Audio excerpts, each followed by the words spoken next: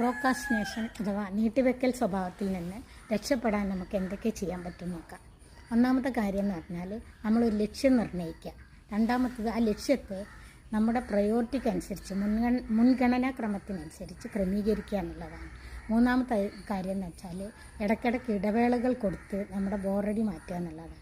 അടുത്തത് ഡിവൈഡ് ചെയ്യുക എന്നുള്ളത്, അതായത് വലിയ ജോലിയാണെങ്കിൽ അതിനെ ചെറിയ ചെറിയ ജോലികളായിട്ട് ഡിവൈഡ് ചെയ്യുക. എന്നിട്ട് ഓരോ ചെറിയ ഭാഗവും ചെയ്തു തീർക്കുമ്പോൾ നമുക്ക് തന്നെ നമ്മൾ പ്രതിഫലം നൽകുക.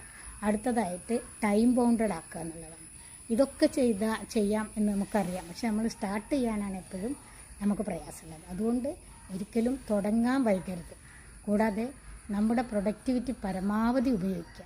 പരമാവധി പ്രൊഡക്ടിവിറ്റി ഉപയോഗിച്ച് ഓരോ കാര്യം ചെയ്തു തീർക്കുമ്പോൾ നമുക്ക് നല്ല സാറ്റിസ്ഫാക്ഷൻ കിട്ടും.